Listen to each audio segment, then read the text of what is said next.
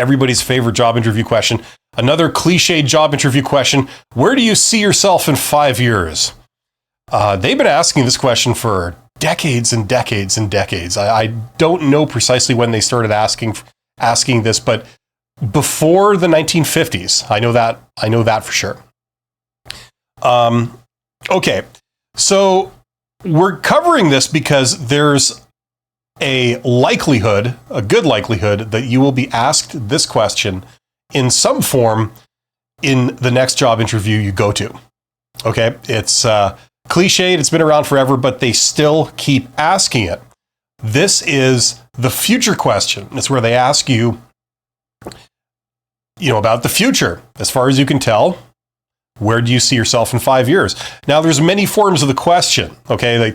They may not use these exact words. They may phrase it differently. They might say, they might ask you about your ambition or, what are your career plans or what are your career goals or, like this kind of stuff. Whichever way you package it, it's the same question. It's a question about the future, and they're wanting a blind prediction from you about the future. Okay, so, what are your long-term career plans? That would be another phrasing of this question. So they may use different words, but they usually ask this question in every single job interview. And there's a very good reason for this, which we'll get into in a moment. What they're trying to do with this question is they're trying to determine if they were to hire you, would you stick around? Seems pretty basic, right? And you'd be surprised how many people fail this question because they basically give away the fact that this is not really what they see as the dream job and the ultimate job of their lives, right? It's kind of unfair in a way because if they're hiring for, let's face it, not exactly a dream job, maybe a crappy job, but then they ask you this question, right?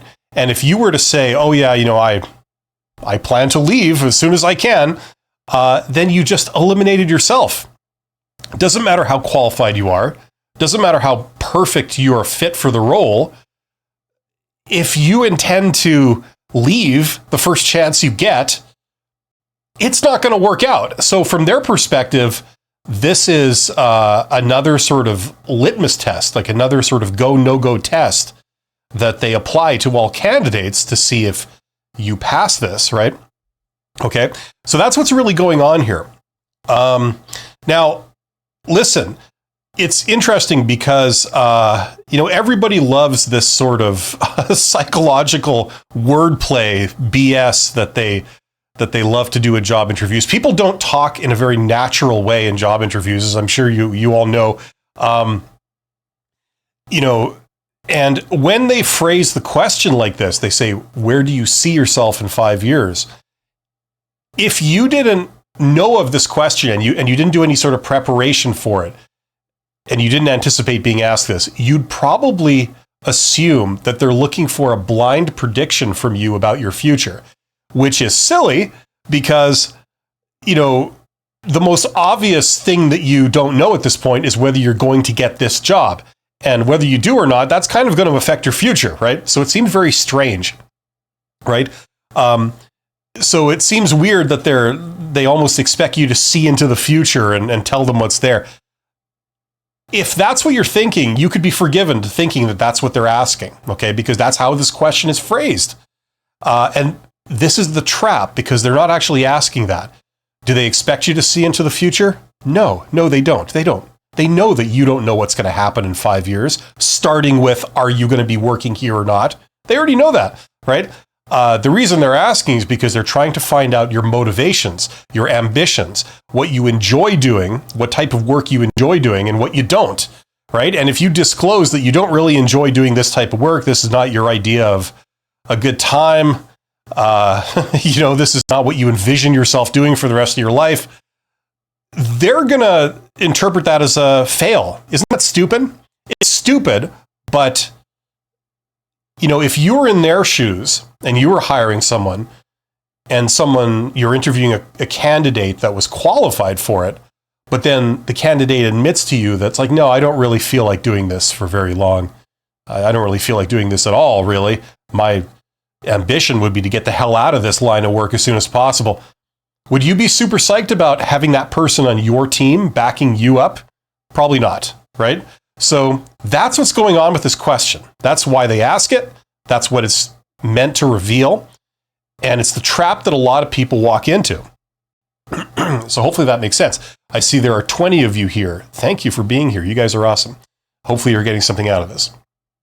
Okay, so if you answer this question in any way that indicates that you would rather be doing something else, they're going to interpret that as a red flag.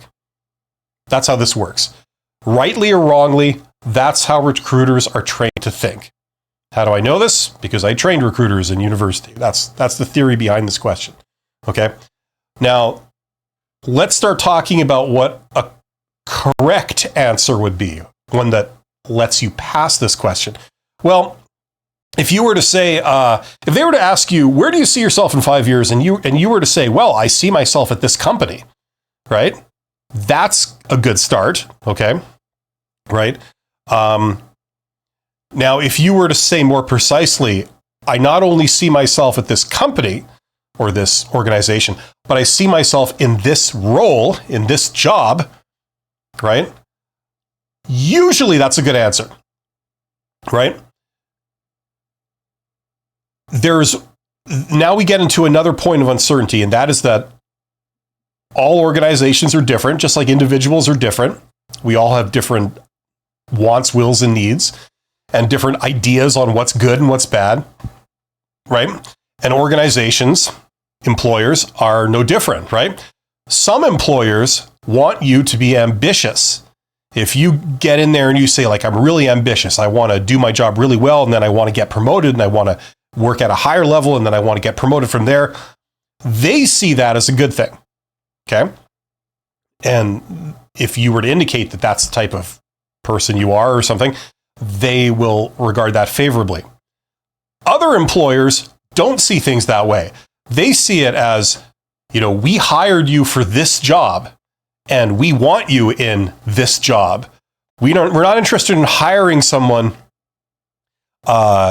in this role that is going to want to be a manager, right? Or is going to want to do a different job, right? If you want to hire a manager, we're going to hire a manager. If you want to hire someone in this role, maybe a worker level role, then we'll hire a worker, right? So we don't want someone who's going to not be happy in this job, and this job is not their idea of a good time, right? So that's how some employers think. Now, the problem is you don't know who you're dealing with, usually, by the time you get asked this question, and what their culture is when it comes to this stuff. So that's why you got to phrase your answer diplomatically. That's why this is a trick question. Okay? So some employers want ambition, others don't. Okay? So the general rule here, because you don't precisely know what exactly they're looking for beyond the fact that they probably want someone who's going to want to be in this job, keep your answer short. Okay, don't start babbling about, all your long-term ambitions and your philosophy on life and your philosophy on employment, because the more you talk, the more you're likely to say something that they just don't happen to agree with, and then they regard your answer as bad. Okay, it's as simple as that.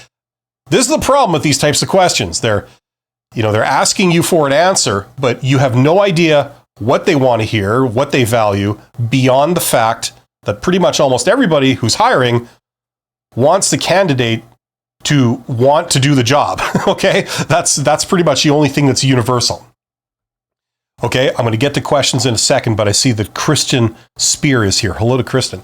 So keep your answer short. Now, the other element that comes into job interviews, and this question is a great opportunity and illustration of this principle, is that conversations are better than interrogations. Maybe you've heard that. I've said that before in videos. Okay? Sometimes you go to a job interview and you just get interrogated. You sit there and they fire these questions at you, and you answer, and there's never an opportunity for you to speak freely or tell them anything because they're firing very specific questions at you. How many years of experience do you have? Do you see yourself doing this? why did you leave your last job? What are your salary expectations? And a series of those, and then, okay, thank you. We'll let you know, right? If your interview goes like that, where it's like an interrogation, it's usually not fun for you, not particularly fun for them, not good for you, and they don't regard that interaction as particularly good, okay? Generally speaking. Now, if you can turn your job interview into more of a free-flowing conversation with your interviewer or interviewers, it tends to go a lot better for you. It tends to be more enjoyable for you, and therefore you're more into it, and that translates to them. They see that you're more, you're not dreading this process. You're having more of a good time. You're a bit more pleasant to interact with, and you have more of a rapport with them, and that only helps you. Okay, they will like you more if you end up having a conversation with them rather than submitting yourself to an interrogation. Okay, now this question, I just said that you want to keep your answer short. Okay, that's what I said a couple minutes ago. So this is a great opportunity to try and turn this question into a conversation. Okay, you don't want to babble. You don't want to talk for a long time. So this is a great opportunity to see if you can get them talking. Okay, now how do we do that? Well, one way to do it is to answer their question, but then you end your answer with a question back at them. So they say, what are your salary expectations? And you say, well, my salary expectations are this. Is that kind of in line with what you guys were hoping? You see, I ended my answer with a question back at them. And then they would then respond, or there'd be pressure to respond to the question I just asked them, which is not on their script. So you start going off script, you start having a free-form exchange back and forth, and it turns into a conversation. Right? Now, this question is one of the few questions that are standard job interview questions that are great for this. So you keep your answer short, and then you try and turn it into a conversation. Okay. I'm just looking at my notes here. That's why I'm looking this way all the time. I just jotted some of these down. So how do we answer after all this song and dance? How do we actually answer this question? They say, where do you see yourself in 5 years? And a couple of really great answers would be to say, the token answer that traditionally is the answer to this question is to say, I see myself advancing based on my performance and possibly taking on some new responsibilities. Right? How delightfully vague. Right? But you're not saying, I see myself in a different role. You're not saying, I see myself doing something completely different in a new career. You don't say, I see myself being promoted into something else, right? But yet it leaves the gate open for that, right? So whether they care about you having ambition or not, it's usually a very safe answer. Okay, so I will repeat it. They say, where do you see yourself in 5 years? And you say, well, I see myself advancing based on my job performance and likely taking on new responsibilities. And this is a great time to turn it into a conversation, to say, ask them about opportunities there, or, do you have any, like the thing that I said in a previous video on this was to say, what are your long-term plans for this department? They asked you, where do you see yourself in 5 years? You say, well, I see myself, advancing based on my performance. What are your long-term plans for this department? Are you expanding? Are you keeping it the same? Do you see it morphing into or evolving into something? Right? And this is a great open-ended question for them to, if they respond to it, then you have a conversation about where things are going, where their operation is going, and how you can contribute to it, and all this kind of stuff, right? Okay, so hopefully this makes sense. This is like several principles all together, right? Number one, it's a trick question. Number two, you don't know if they want you in this specific role forever, or they want you to be ambitious and move on to other things. You don't know that. And because you don't know that, you got to watch what you say. Don't indicate that you would do any other thing, right? Too far from this role. Like if you say, I want to be in a completely different career, right?